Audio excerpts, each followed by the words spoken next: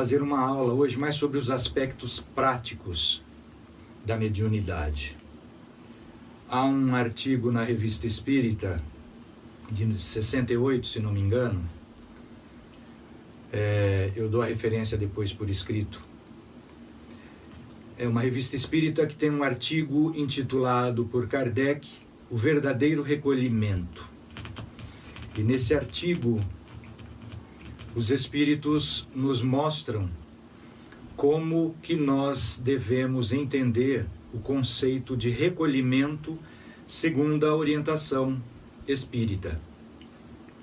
E quem tem um pouco de conhecimento a respeito da prática da meditação vai compreender o que Kardec está dizendo a respeito do recolhimento verdadeiro.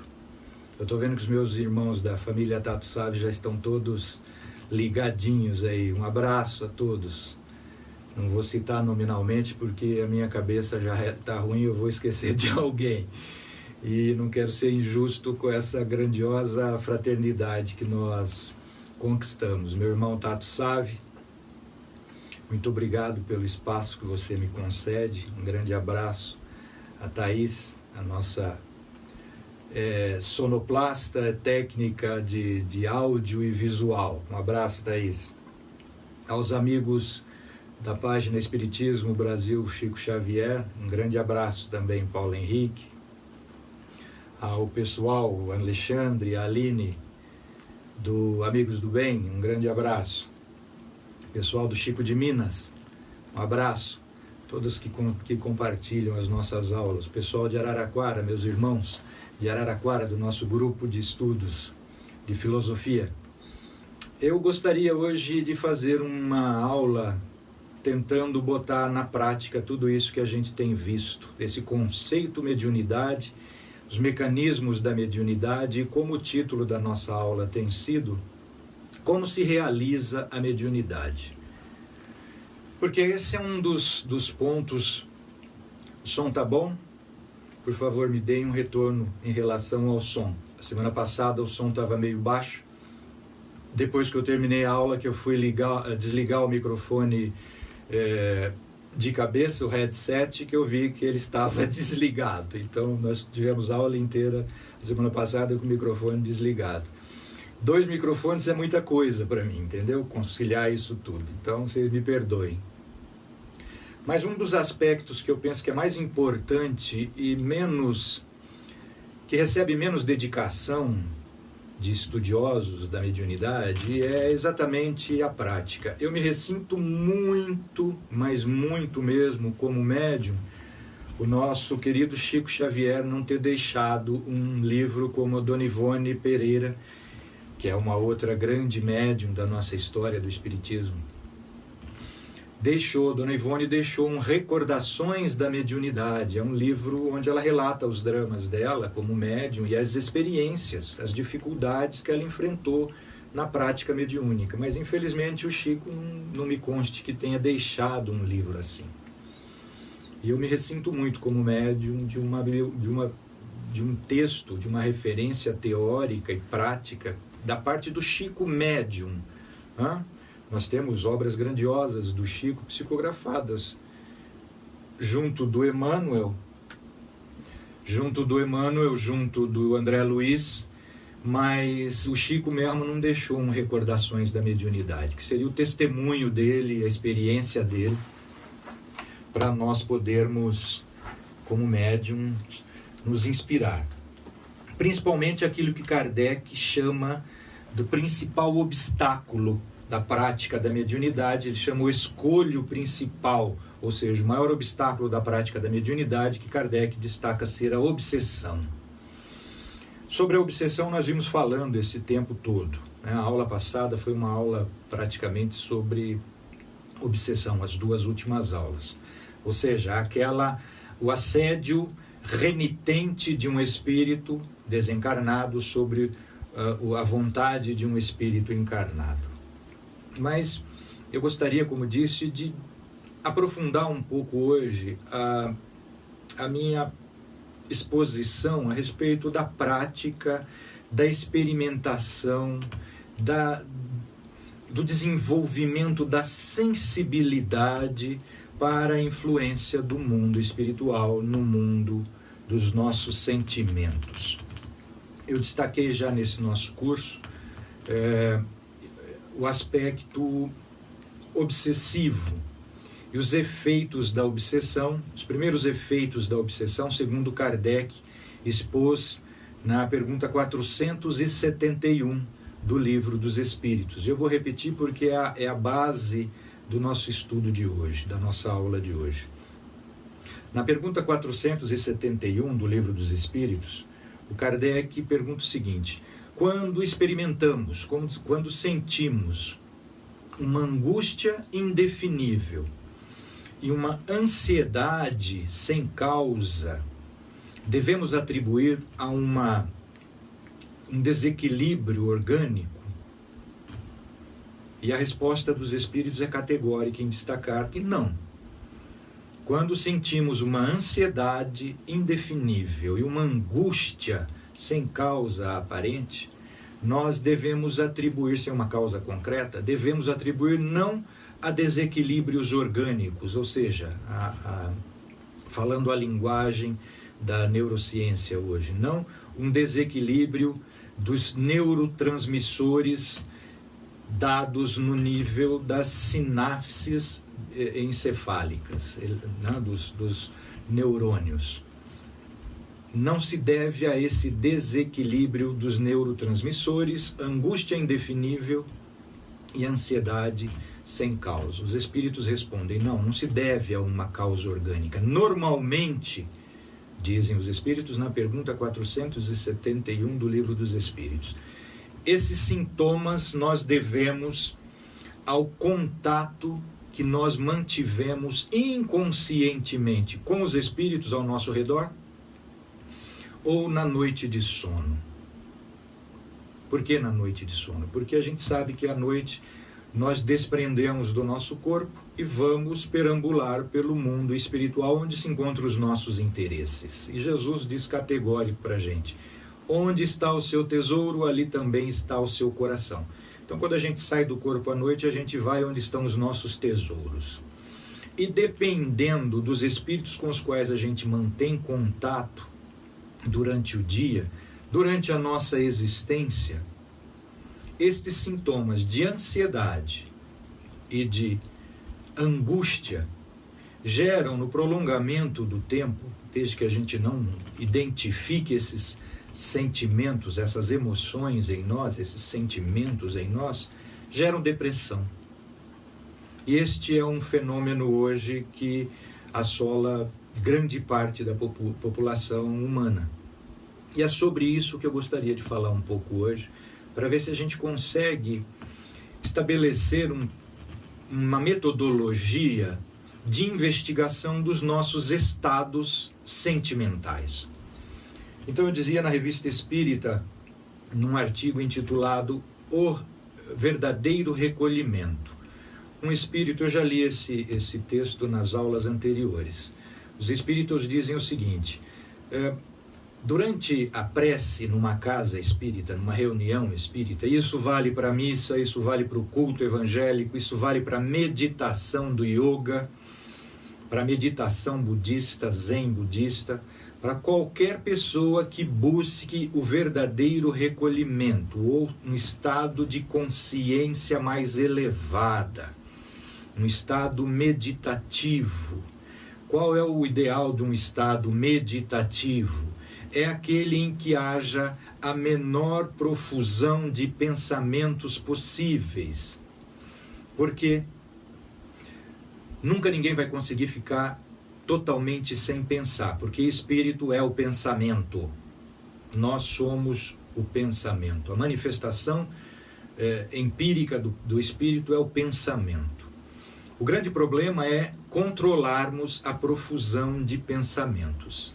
Quando nós conseguimos controlar a profusão de pensamentos, nós entramos num estado de recolhimento, nós entramos num estado de meditação. Não é ainda um estado de consciência mais elevado. é um estado meditativo, aquele em que nós ampliamos o espaço entre um pensamento e outro. As tradições filosóficas e religiosas desenvolveram vários recursos. Estamos com uma interferência provavelmente obsessiva aqui no sinal, no sinal eletrônico de cabo. Está dando um chiado, vocês estão percebendo? Eu estou percebendo. É alguma tensão espiritual aqui no ambiente. E isso porque eu estou só eu e minha esposa de técnica de som lá, imagina, né? Se tem 4 espíritos para cada um reencarnar, no mínimo são 4 obsessores que nos acompanham a vida inteira. Eu, como tenho 3 filhos, eu já dei passagem para 3. Né? Então vocês se virem com os seus aí, quem não tem filho ainda. Brincadeiras à parte, como que a gente consegue um estado meditativo? O yoga, a tradição indiana, desenvolveu uma prática, né, milenar, de mais de 8.000 anos. Tem os Vedas, os Vedantas, as Upanishads. As religiões de tradição africana, de origem africana, desenvolveram os pontos dos orixás, que são cantos que estimulam o estado de elevação da consciência dos médiuns para obter o transe, para poder receber mediunicamente, durante o transe mediúnico, os seus guias, os seus orixás. Na Umbanda funciona assim. Mas o Espiritismo, Kardec não deu uma ênfase nos seus estudos ao conhecimento. Ele nem sequer usou o termo meditação, Kardec. Mas nós sabemos, através de vários médiuns espíritas, por exemplo, um pesquisador espírita do começo do século XX, eu já falei dessa obra também, Paul Gibier, num livro publicado pela FEB que se intitula O Espiritismo, o Faquirismo Ocidental. Ali Paul Gibier mostra que a prática da mediunidade, o mecanismo da mediunidade é exatamente o mesmo nos médiums segundo a orientação espírita e nos médiums chamados os iogues, os faquires da tradição indiana. Então o mecanismo da mediunidade é o mesmo. O que Kardec orienta no livro dos médiuns e na revista espírita, sobretudo nesse texto, O Verdadeiro Recolhimento, é que o estado meditativo é obtido mediante um verdadeiro recolhimento. Kardec diz que a condição mais adequada para nós investigarmos o nosso estado sentimental e darmos uma comunicação de um espírito desencarnado ao nosso lado é a prece fervorosa. E a gente vai tentar ver o que significa esse fervor da prece, porque não é um estado de devocional tão simples de nós alcançarmos também uma prece fervorosa. Na tradição do Espiritismo, nós não temos muito o hábito de buscarmos uma manifestação devocional como tem as outras tradições religiosas. O espírita normalmente é muito contido na sua manifestação devocional, na sua prece, porque Kardec orientou que a prece deve ser do coração e não uma prece que siga uma liturgia, que siga uma ritualística, né?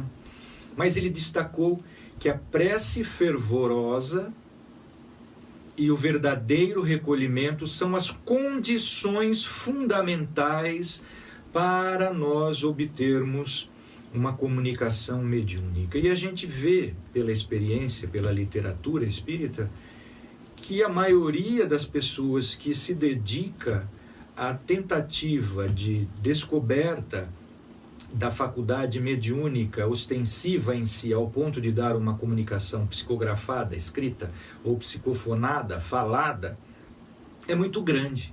O número de pessoas que se frustram nessas tentativas é muito grande. Mas eu penso que há nessa questão um desconhecimento muito grande do que seja a prática mediúnica, porque nós temos no Livro dos Médiuns, o Kardec deixa isso muito claro, e eu sempre destaquei que o nosso curso aqui, o Livro dos Médiuns é a base fundamental para o que a gente está estudando, né? Então não adianta tentar compreender tudo que a gente coloca aqui na aula sem a base fundamental, que é o Livro dos Espíritos, para conhecer a ciência da mediunidade, as leis físicas e morais que determinam a comunicação mediúnica, que propiciam a comunicação mediúnica, e o Livro dos Médiuns, que é a metodologia de Kardec para experienciarmos com espíritos. Se não conhecer essas duas obras, a nossa experiência mediúnica vai ser frustrada. Mas o Kardec diz o verdadeiro recolhimento, e nessa revista espírita os espíritos dizem o seguinte: olha, se vocês vissem o recolhimento dos espíritos que estão ao vosso lado durante a oração das preces, nas reuniões que vocês fazem, seja de palestras públicas, seja de reuniões mediúnicas, vocês ficariam com vergonha, dizem os espíritos, porque vocês não fazem silêncio. A boca está fechada. Negar isso, diz o Espírito, seria caluniar vocês. Mas embora a boca esteja fechada, o pensamento tagarela de vocês atrapalha o recolhimento dos espíritos que estão do vosso lado, a maioria dos quais é inferior a vós, dizem os espíritos.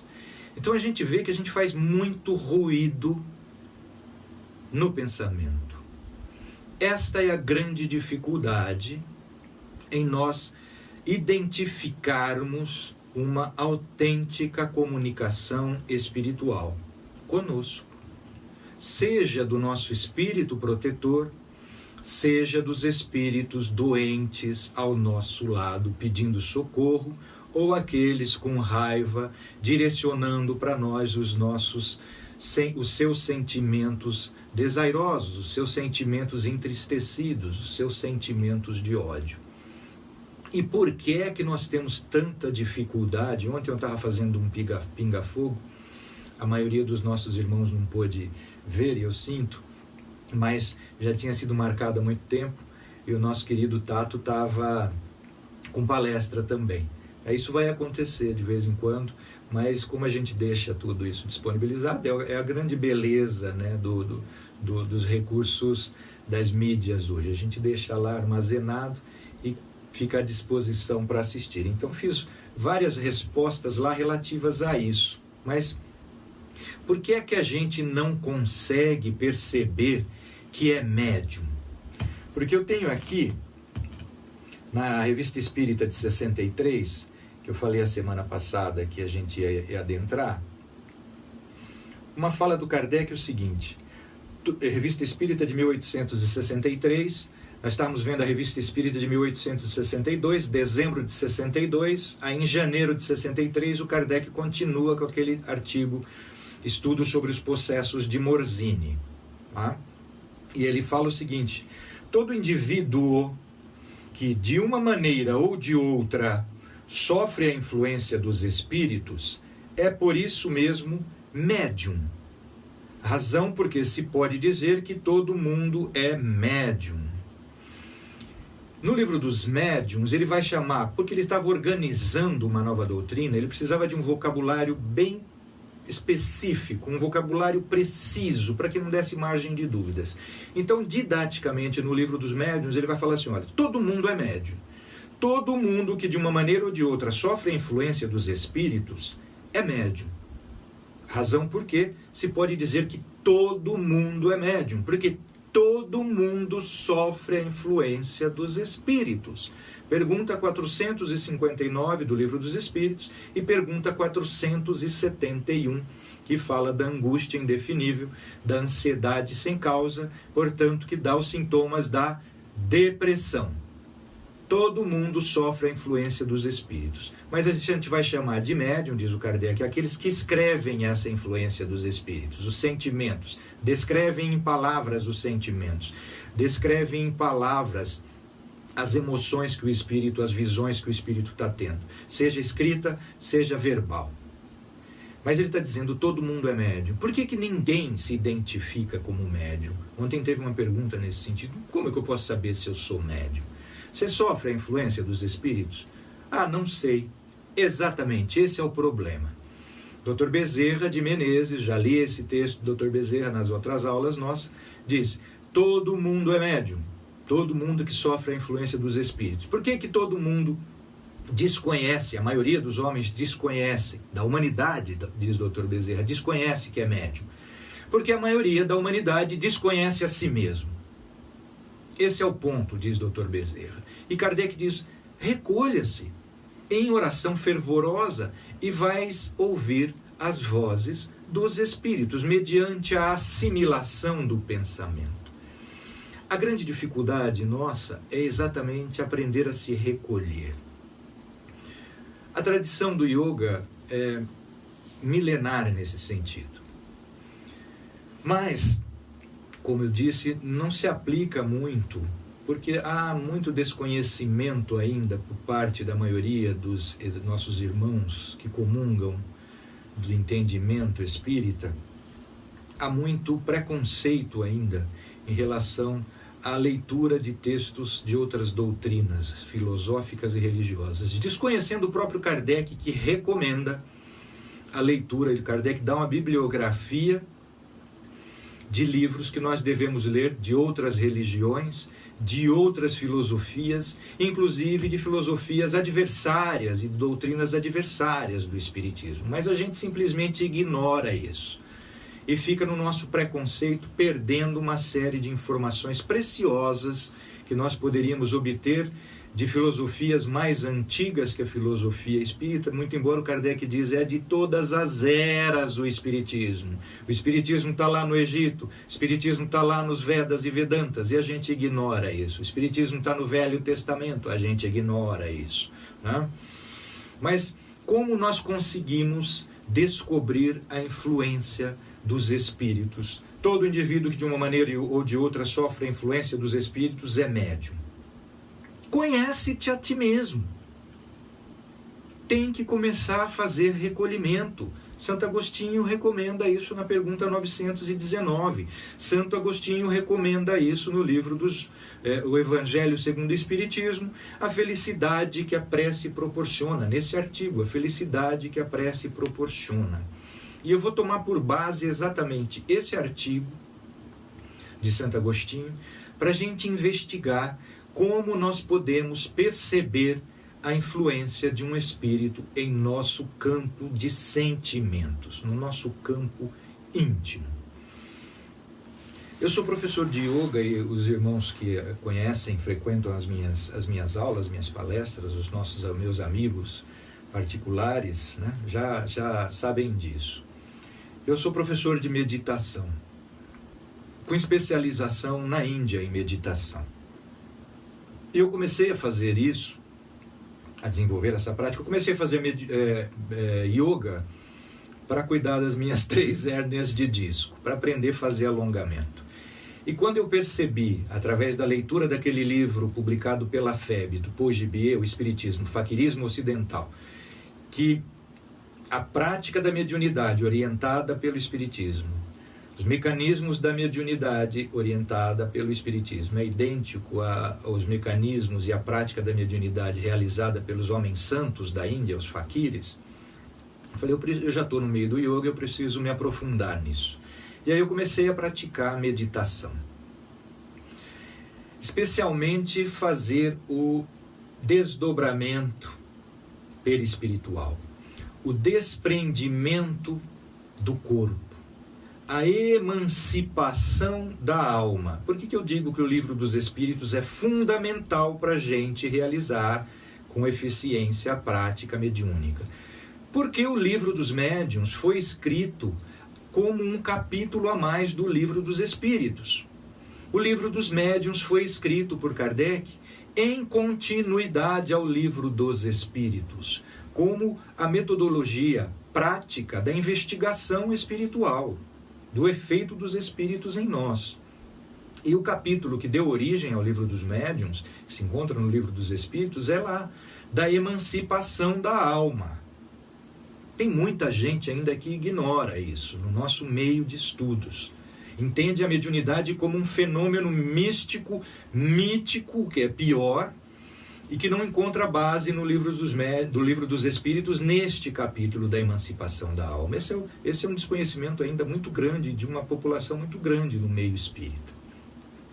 Mas, de fato, é o fenômeno da emancipação da alma que permite a comunicação.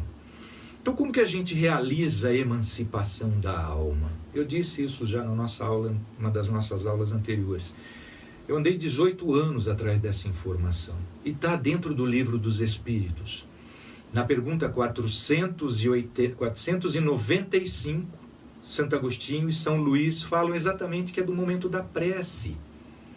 E aí no Evangelho, no capítulo da felicidade, na comunicação, a felicidade que a prece proporciona, Santo Agostinho mostra como a alma se desprende da matéria durante a prece para ter com os espíritos, para ouvir as vozes dos anjos, diz Santo Agostinho, que são os nossos anjos protetores. Por isso que o Kardec diz que a condição fundamental, isso no Livro dos Médiuns e na Revista Espírita, a condição fundamental para a gente desenvolver, e Kardec usa esse termo, e tem muita gente ainda que acha que ele usou um termo inapropriado. Não! O desenvolvimento mediúnico é um desenvolvimento mesmo que os médiuns que têm uma facilidade para dar a comunicação começaram em encarnações anteriores, esse desenvolvimento do sexto sentido. Mas não é nada de mágico, não é nada de fenomenal, não é nada de místico.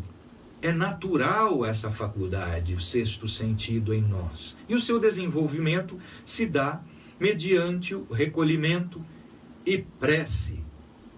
Agora, a prece não significa que nós estejamos tentando entrar em contato, eu já falei isso, com um espírito superior, porque a gente pode fazer a evocação de um espírito leviano. A gente pode se recolher mentalmente, no campo dos pensamentos, tentar reduzir, fazer um recolhimento, uma concentração, que é a primeira fase da meditação, é uma concentração, seja em cânticos de mantras, seja em pontos de umbanda, em pontos de candomblé, seja no sino dos Hare Krishnas, entoando o Hare Krishna, Krishna Krishna, Hare Hare, seja observando a luz de uma vela, seja ouvindo uma música repetitiva que vai fazendo com que nós concentremos.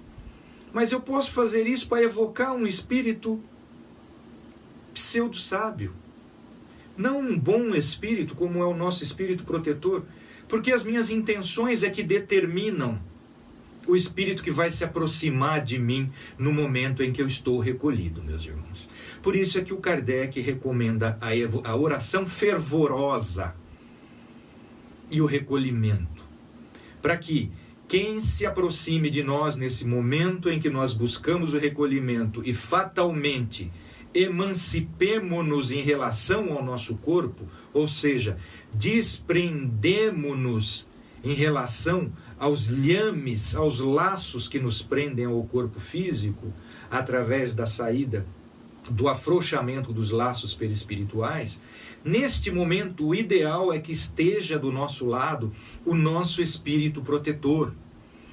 Por isso é que é importante a oração fervorosa, porque se eu saio do meu corpo sem fazer oração fervorosa, mediante unicamente o desenvolvimento de uma técnica fria, mecânica, para fazer o que chamam de viagem astral, se eu faço isso sem prece, eu corro o risco de me deparar não com o meu espírito protetor, mas com o meu obsessor. E aí eu vou tomar um susto tão grande que eu volto correndo para o meu corpo. não é outra a base do pesadelo, meus irmãos. Porque quando a gente sai do corpo durante o sono, sem realizar a nossa oração fervorosa, a gente se encontra com os nossos inimigos desencarnados. Aqueles que a gente foi amigo e depois se desentendeu com eles, e hoje a gente chama de obsessores. Mas ninguém é obsessor de quem nunca conviveu, tá? Então, quando a gente sofre de insônia, é que este processo de insônia é uma defesa do espírito, exatamente para não se encontrar durante o sono do corpo com os nossos antigos adversários, que a gente chama de obsessores. Insônia e pesadelo é o encontro com o nosso passado desarmonizado. Por quê? Porque a gente não entra em recolhimento e oração fervorosa, ou seja, fazendo a nossa harmonia espiritual antes de dormir.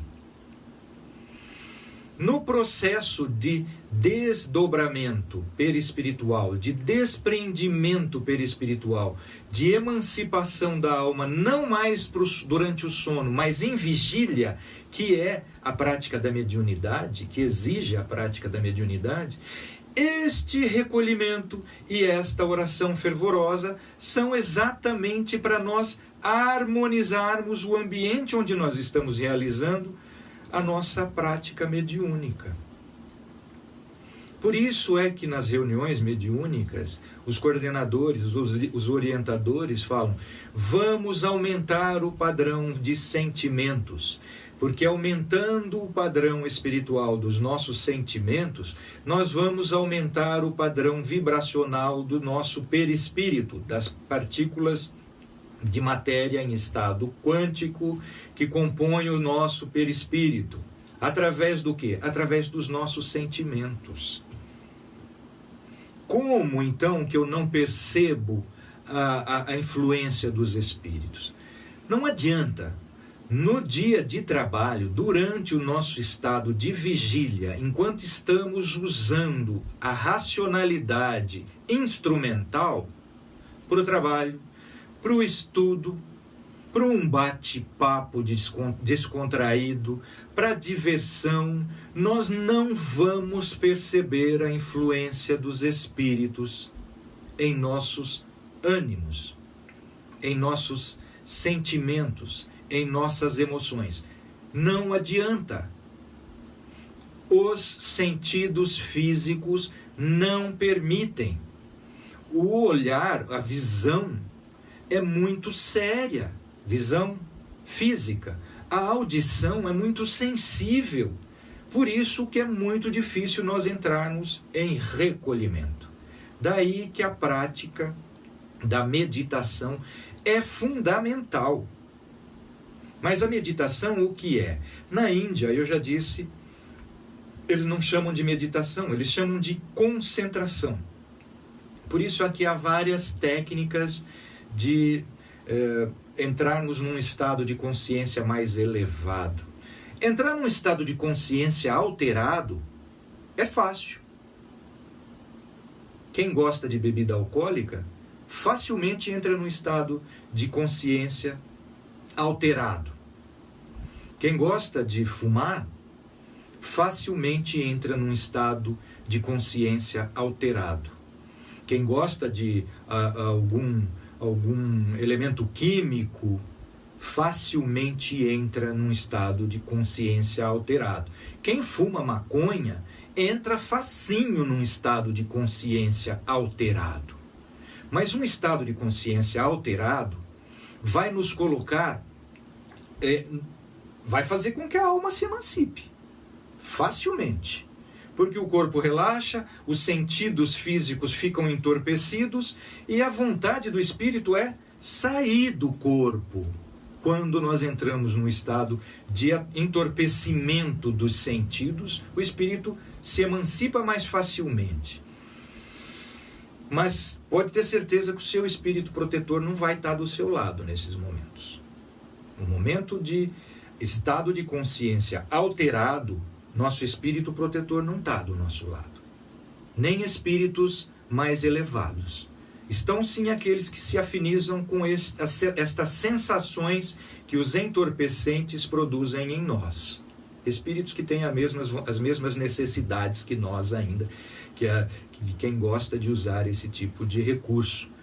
Não se chama entorpecente à toa, é para entorpecer os nossos sentidos, normalmente para a gente ter um pouco de fuga da nossa realidade no mundo de provas e expiações. Ninguém deve condenar quem se vale desses recursos, porque só cada um sabe a dor e onde aperta o seu calo. Ninguém está julgando ninguém aqui, muito pelo contrário, que eu tenho telhado de vidro nesse sentido, que eu já tive necessidade de fazer uso de alcoólicos. Quem me conhece pessoalmente sabe disso. Aliás, eu dou esse testemunho nas minhas palestras, então não estou aqui julgando ninguém. Mas obter um estado de consciência elevado, não simplesmente alterado. Alterado sim, mas para elevar é muito difícil. E esse é o ideal da prática mediúnica. Este é o ideal da prática do recolhimento. Este é o ideal da prática da meditação para o autoconhecimento. É esse o objetivo do nosso curso. Vocês se lembram na primeira aula? Há 6 meses atrás, porque nós já estamos encerrando o nosso curso de filosofia, que era de 6 meses. Na primeira aula, na aula inaugural, eu disse, este é um curso para autoconhecimento. Por isso que a gente precisa desses conceitos. Mas para a gente se conhecer mesmo, nós precisamos emancipar-nos em relação aos nossos 5 sentidos. Porque nesse momento em que eu obtenho... Então, vamos lá, prática. Senta numa posição confortável, que o seu corpo não vai te incomodar. Não precisa sentar em lótus para fazer meditação. A gente senta em lótus, eu sento hoje porque eu já consigo, porque eu pratico isso há 12, 14 anos. Mas no começo eu não conseguia ficar 5 minutos sentado em lótus. Hoje é a minha postura mais confortável para a minha coluna. Mas não precisa sentar em lótus. Senta numa cadeira. Vocês estão vendo a minha postura aí? Coloque as mãos nos joelhos. Quem não consegue sentar em lótus ainda. Não vai fazer meditação deitado. Você não vai conseguir, você vai dormir. Tá? Se você for eficiente, você vai dormir. E não é o ideal. E meditação não é dormir. Autoconhecimento, você tem que estar desperto. A consciência desperta. Espírito desperto. Coloque suas mãos no joelho. Usa o recurso da vela, se você quiser ficar olhando a chama de uma vela. Usa o recurso de uma música que repita um mantra, mas que tenha pelo menos o tempo que você se dedica a essa prática no seu dia a dia.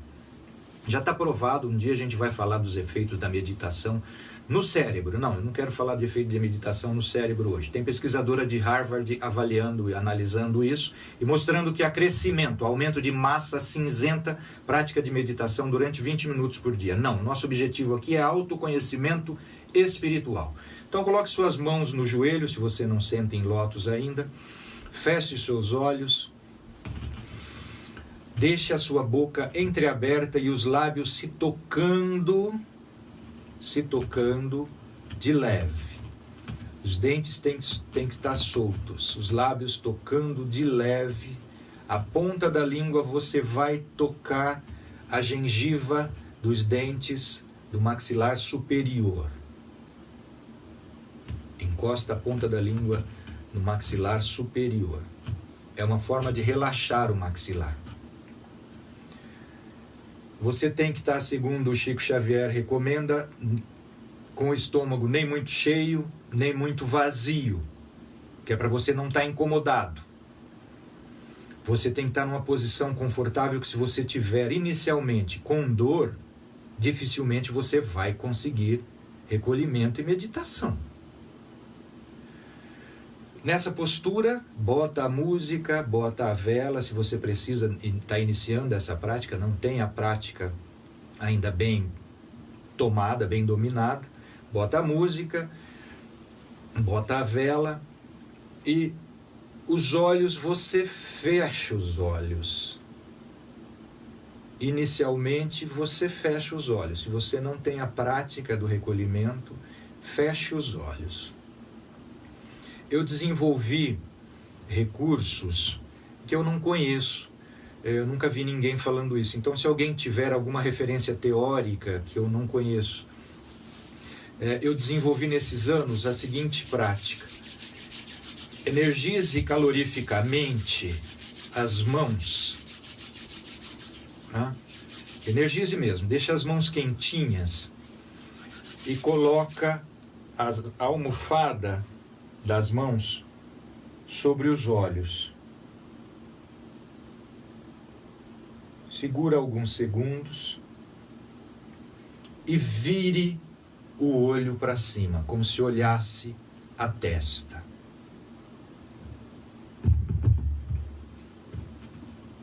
Esta é a postura física que a gente vai adotar. A postura física, fisiológica mais adequada.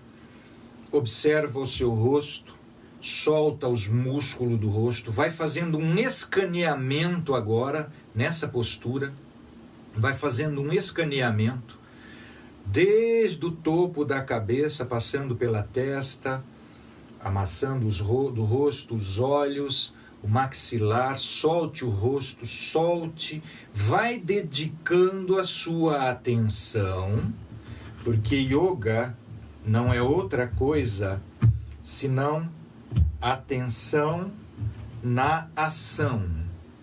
Yoga é isso, atenção na ação. Agora você não está prestando atenção nos movimentos físicos dos asanas do yoga, né? Saudação ao sol, saudação à lua, aquela sequência de posturas, asanas, que você visa o conhecimento, o autoconhecimento corporal. Não, agora você vai conhecer os efeitos dos seus sentimentos no seu corpo. Então você vai escaneando onde tem pontos de tensão nervosa. Solte, movimente os dedos da mão, antes de assumir a postura, movimente os dedos dos pés, contraia os dedos dos pés, relaxa os dedos dos pés, contraia novamente, faça esse exercício e vai escaneando. Do topo da cabeça, descendo, passando pelas costas, ombros, costas, a lombar, né? Pernas, glúteos, coxas, vai descendo para a panturrilha, joelhos, canela. Isso tudo é muito ponto de tensão. E vá dedicando a atenção e seu sentimento agora nesses pontos. Tudo isso mediante prece.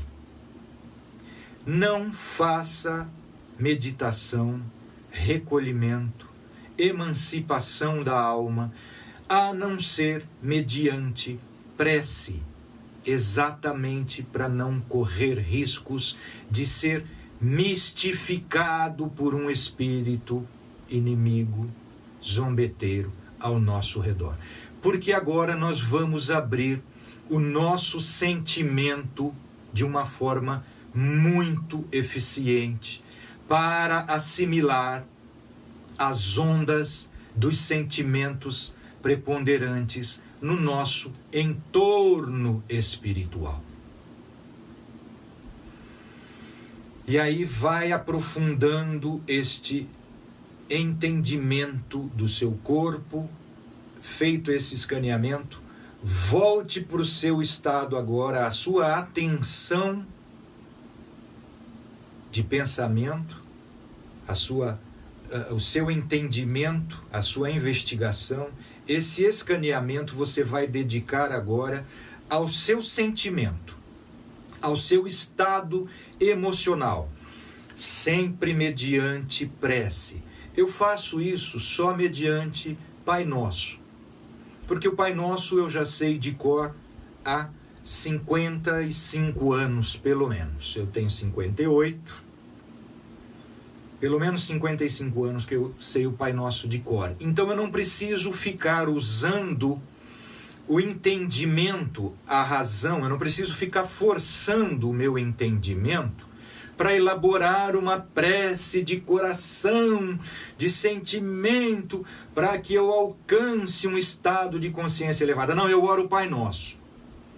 Pai Nosso eu já sei de cor, eu tenho condições de ir mentalizando o Pai Nosso e aprofundando o meu sentimento segundo o sentimento que Jesus quer transmitir a todos nós em cada termo do Pai Nosso. Então, a partir desse momento, eu vou dedicar atenção plena em cada termo que Jesus me ensinou através do Pai Nosso, no significado mais elevado que possa ter cada palavra do Pai Nosso. É a forma mais eficiente de eu alcançar um estado elevado de consciência. E porque ao mesmo tempo eu faço a concentração, que é a primeira fase imprescindível da meditação. Porque sem a concentração, eu não vou conseguir emancipação da alma. Eu não vou conseguir desprendimento perispiritual e consciencional do meu corpo. Porque na hora em que eu conseguir essa eficiência, os sentimentos, as sensações, as emoções que se encontravam que eu identificava no início dessa minha prática de recolhimento e prece, que era ansiedade e angústia. Como que esses dois sintomas se manifestam? Como eu percebo esses dois sintomas? Eu começo a fazer um recolhimento, a meditação, eu percebo meus batimentos cardíacos. Eu fiz uma bateria de exames agora, recentemente, que eu estou começando a sentir menos mal na minha lombalgia por causa da prática do yoga e do pilates que eu faço por conta das 3 hérnias de disco. E eu gosto de correr, mas eu estava proibido de correr porque eu estava sem fortalecimento das pernas e do abdômen. Eu estou fazendo isso agora para voltar a correr. Então eu fiz uma bateria de exames, inclusive exames de esteira, e a médica se assustou com a minha frequência cardíaca. Ela falou: não, sua frequência cardíaca está muito baixa. Sua frequência cardíaca em repouso está muito baixa. Isso é perigoso. Primeiro exame que foi, deu 50, acho que 56, 57, a frequência menor.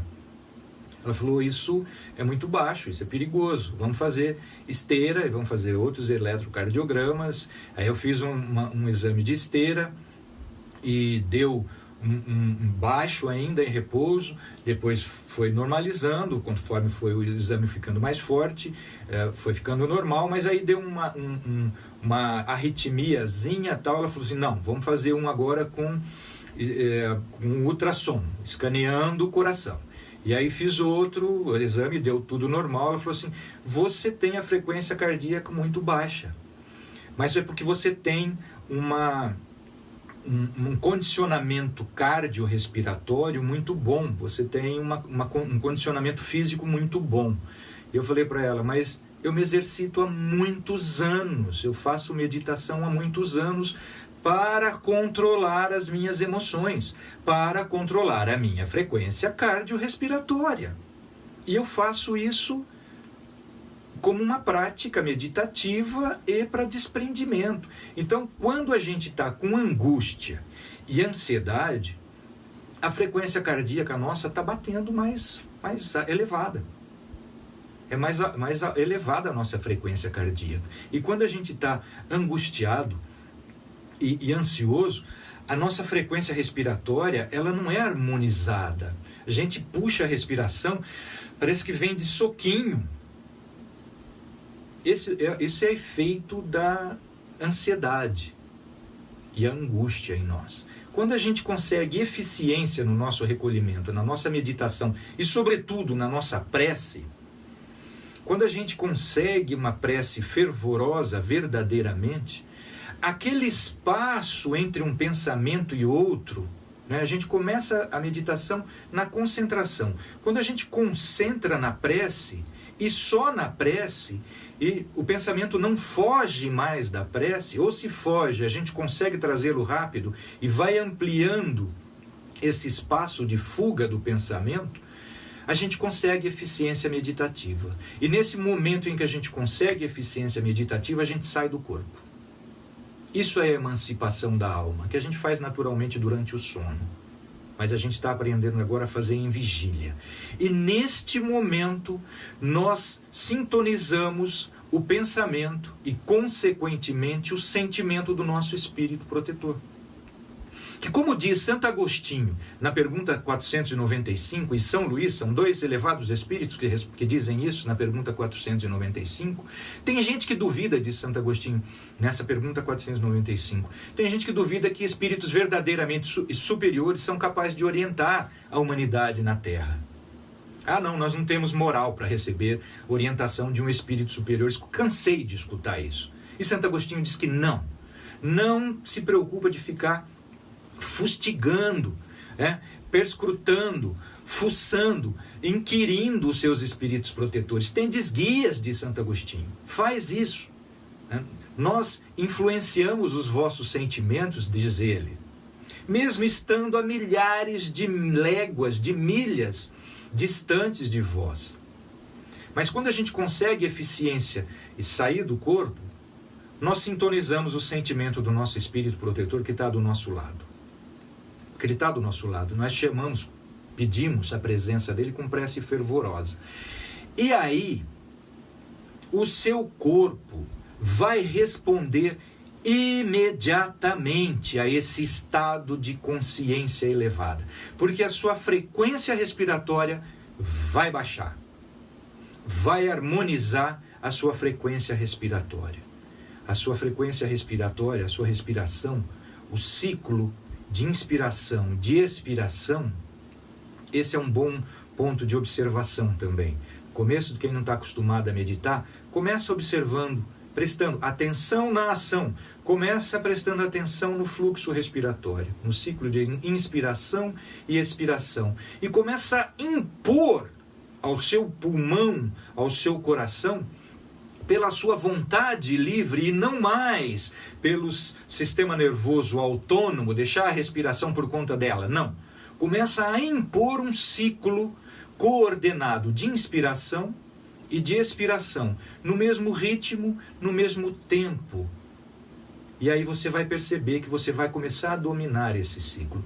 Quando você sai do corpo e acessa o sentimento do seu espírito protetor, imediatamente a frequência respiratória e a frequência cardíaca caem, diminuem.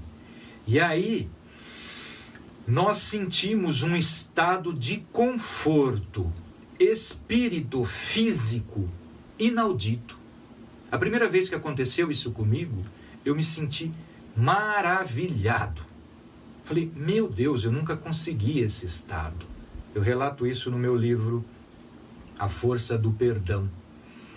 Eu consegui esse estado pela primeira vez, mas foi num momento de autodesobsessão. Tá? Eu estava digladiando com um antigo amigo, ex-amigo, que eu chamava de obsessor e que voltou a ser amigo hoje, desencarnado, que foi quem me trouxe para o Espiritismo. Eu conto essa história no livro A Força do Perdão, num capítulo intitulado O Bispo Negro. Quando a gente sai do corpo e encontra o nosso espírito protetor, esse estado de espírito é transmitido imediatamente ao nosso corpo. E o nosso corpo se harmoniza por completo.